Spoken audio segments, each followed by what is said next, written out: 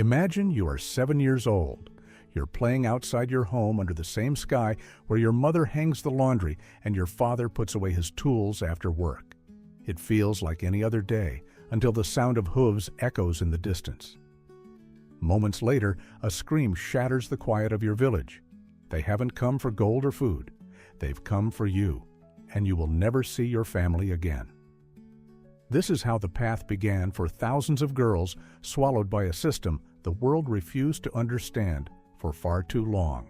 The Ottoman Empire, an immense power that stretched across 3 continents for more than 6 centuries, is remembered for its splendid palaces, for sultans who decided the fate of nations, and for architecture that still stands. But behind those golden domes lay a world where humanity itself became currency.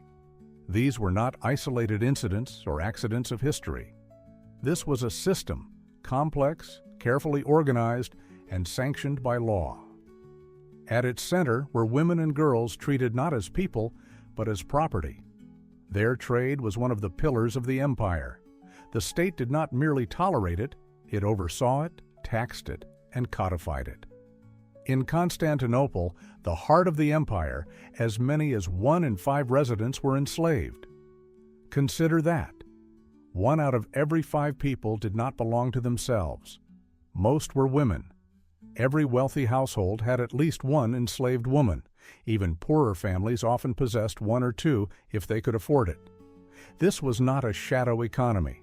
It was a fully recognized part of the state's financial order. In Istanbul, a notorious women's slave market operated openly from the middle of the 11th century until the early 20th.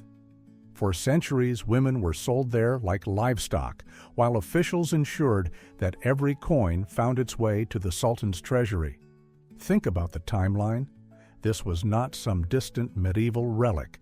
That market still existed when Europe already ran on steam and America was fighting its civil war. Ottoman archives reveal a chilling bureaucratic precision.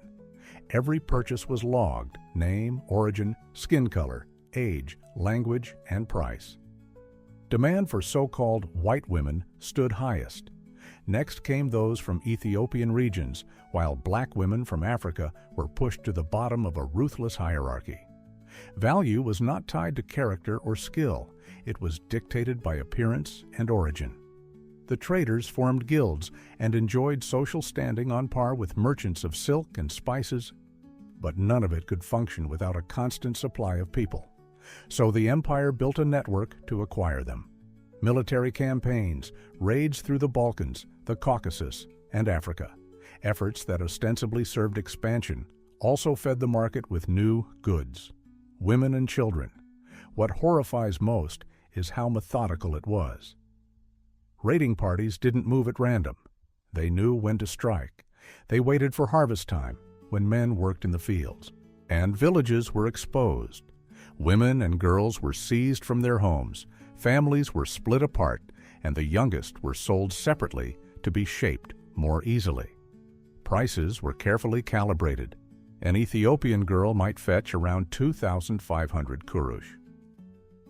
A light-skinned European could exceed 6,000. Some, deemed particularly beautiful or well-bred, reached astronomical sums, enough to buy a house. Ledgers even recorded each woman's assigned purpose: domestic service, concubinage, or temporary use, a euphemism that meant sexual enslavement. Once purchased, none of them had rights. Religious opinions issued by imperial scholars affirmed that an owner could use his enslaved women at will. Children from such unions were considered legitimate if the father, the owner, acknowledged them. In practice, this encouraged sexual violence and granted impunity to the perpetrators. Women existed in a legal void. They could not count on courts, protection, or redress. If an owner decided they were no longer useful, he could sell them, give them away, or even kill them. Scholars issued rulings claiming such acts did not burden the owner's soul. Morality was turned upside down. Cruelty became duty. Compassion, weakness. Reports from diplomats and travelers of the time confirm that violence was part of the plan. Assault often preceded enslavement. Soldiers knew that breaking a woman first made her more compliant by the time she reached the market. The fall of Constantinople bears witness. Accounts describe attacks inside Hagia Sophia while fighting still raged. Some women chose death, throwing themselves into wells rather than face what awaited them. Most had no choice. Their bodies became warnings to others, a message that resisting the Sultan's power brought only pain and ruin. Power was maintained not only with the sword, but also through fear. Surviving fiscal records show that every transaction was taxed. The state profited from humiliation. Each sale had a number, a date, an official signature. Everything was lawful. Everything entered in the books. For more than 6 centuries, millions of women and children passed through the same gates of bondage. Their faces differed in skin tone and language, but each met the same helplessness. Had you lived then, it wouldn't matter whether your home was a Balkan village, a Caucasian settlement, or a city on the Black Sea. One command could turn your life into merchandise. It was a world where profit overruled morality and spirituality was used to justify subjugation. The empire constructed an economy and a religious rationale that together legitimized the systematic breaking of human dignity. And though centuries have passed, the echoes of that suffering still linger, in archives, in ledgers, and in the silent faces of women whose names never reached the chronicles. In palaces where walls were clad in marble and domes gleamed with gold, there existed a world spoken of only in whispers at court, the world of harems. For many Europeans, it symbolized luxury and exotic splendor. In reality, it was a closed system of tightly controlled isolation for thousands of women. Within the Sultan's own harem, anywhere from 100 to well over 1,000 women could live at the same time. Yet only a small fraction ever had any contact with the ruler. Most spent their entire lives in an invisible shadow, serving, cleaning, waiting for a summons that never came. Their rooms were cramped and airless, designed not for comfort, but for obedience. New arrivals, often teenage girls, were stripped of their past the moment they entered. Their names, religion, and language were taken away. With new identities imposed, everything tying them to the world beyond the walls was erased. Soon, they became part of the harem's living machinery. A number, a voice in a chorus of compliance, an ornament of power. Only a few managed to rise. Those considered exceptionally beautiful underwent special training. They learned to sing, to perform belly dance, to play instruments, to recite poetry, and the arts of seduction. Officially, this was called education. In truth, it was programmed submission. The girls practiced movements and phrases meant to please the Sultan. All of it happened under the supervision of older enslaved women, those who had survived the same process and now taught new victims how to endure without breaking the rules. Thus, a brutal cycle took shape. Generations of women raised new generations of the enslaved. In daily harem life, there was no room for privacy.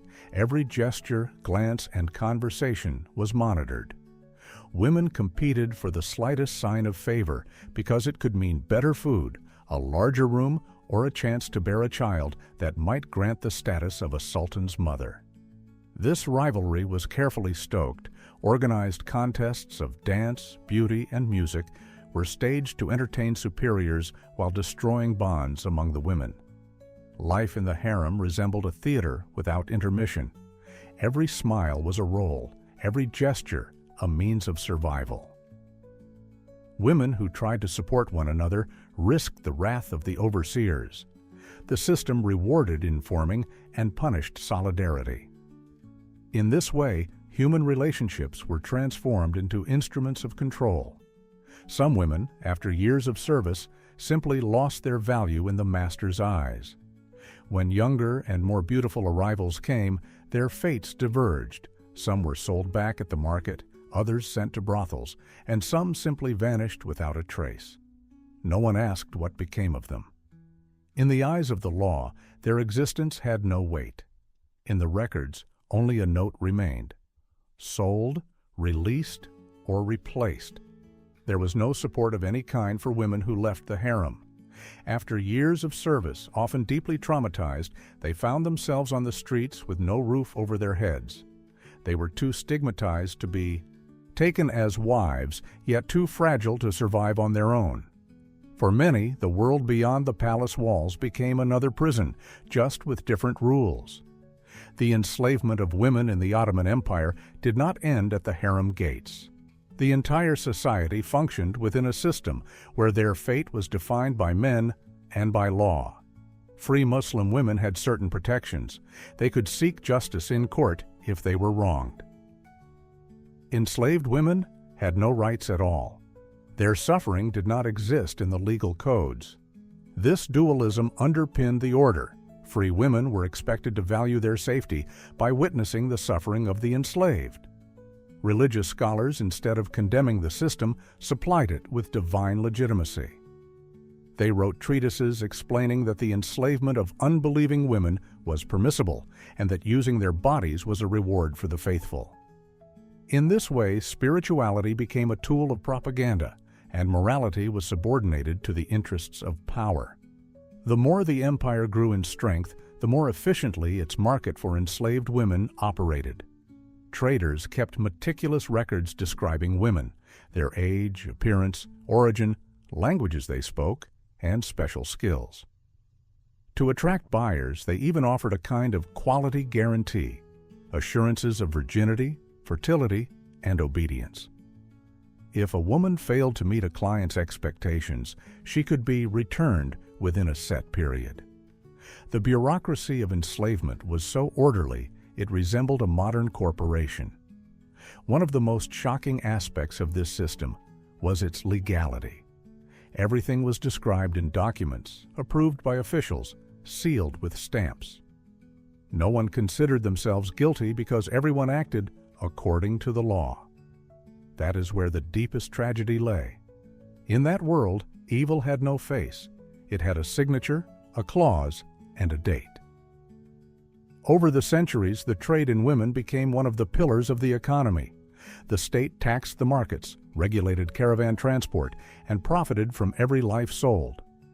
And although the empire changed dynasties, sultans, and wars, one belief remained constant: that a woman's body was a resource to be traded. It was precisely this system of psychological and physical humiliation that became a tool for maintaining power. Women were taught that their worth depended on their usefulness to men. Free and enslaved, divided by law, but bound by fear. For some, it was a privilege. For others, a sentence. The invisible line between them formed a foundation of an empire that built its order on the suffering of half of humanity. Raids for human cargo operated like a finely engineered network. Armed detachments and groups of human hunters moved by seasons, maps, and orders, not by whim. In the borderlands, they struck at dawn, when villages still slept and men were far away in the fields. In minutes, entire settlements were encircled. People were sorted by age, appearance, and strength. And women and girls were marched off in columns that stretched for miles. This was not chaos. It was a repeatable procedure that delivered the empire a steady flow of enslaved women. The journey to the slave market became the first test of survival. Women were chained together, driven across empty tracts of land, and those who fell were left without help.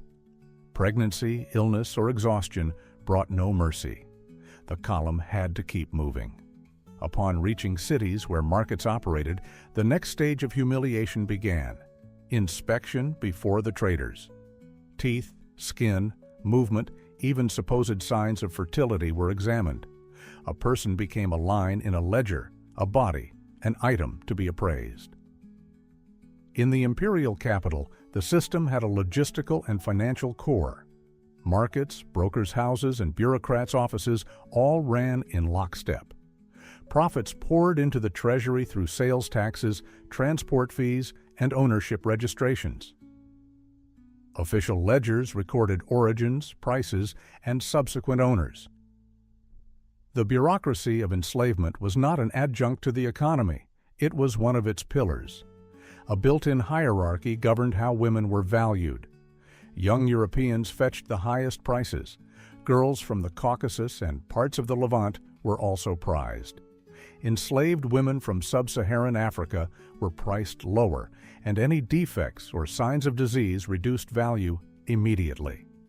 Age, health, beauty, and the perceived potential to be shaped in captivity determined outcomes.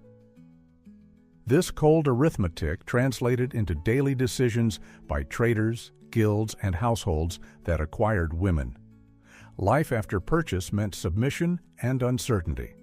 Some were sent to wealthy homes, others to harems, still others to less visible places. A portion were taught music, dance, and poetry, not for personal growth but as utilitarian skills, part of the service they were expected to render. Documents recorded each woman's assigned function, while law and custom confirmed the owner's power over her body and fate. The larger the palace, the tighter the machinery of selection, training, and control. Numbers in the harems shifted over time, but the mechanics stayed similar. A few lived near the centers of power. Most remained in the shadows, in service, in a waiting that often ended in nothing but passing years. Registers across centuries show hundreds, sometimes many more, assigned to a single center. Behind the veil of splendor lay a world of regulated loneliness. On the margins of that reality, constant competition burned, stoked by rules, rewards, and punishments. A smile might mean an extra meal, a word of praise, a better place to sleep. A mistake could bring resale into worse conditions, and aging meant losing any protection. The system was calibrated to make solidarity difficult and informants rewarded. In this way, women were divided against one another to make control easier. At times, women returned to the market after years of service. Records note resales, exchanges, and pledges. An unfree life could mean wandering from house to house, city to city, without a say. Those who profited treated it like ordinary business. Price lists, guarantees, even returns shaped practices that closely resembled the rules of modern firms. Most disturbing was that all of this operated under law and custom. A 1/5 levy on war booty, collected for centuries, justified seizing people and converting their fate into state revenue. Transformed into a sprawling fiscal machine, this mechanism made enslavement part of public order. In the end, evil lost its face. It became administrative routine. As eras changed, the market adapted. Wars that produced more captives drove prices down. Shortages sent them up. Natural disasters, famine, and epidemics showed up in the valuation of bodies. The fluctuations are clear in price records, and traders and guilds reacted as if to any other curve of supply and demand, except this one dealt in human life. The traces remained not only in archives, but in minds. Even those who regained freedom often could no longer trust people or the world. Years of subordination, forced silence, and constant fear destroyed their sense of worth. Testimonies and indirect records show how hard it was to return to normal after an entire life had been reduced to a function and a price. The empire's fall ended an era but did not erase memory. Documents still list roles, numbers, and transactions. The language of bureaucracy does not convey pain, yet it refuses to let it be denied. What once passed as a lawful practice is now recognized as a system of violence that shaped the destinies of millions across 3 continents. In those records lie voices that were never heard, and they form the truest chronicle of that world.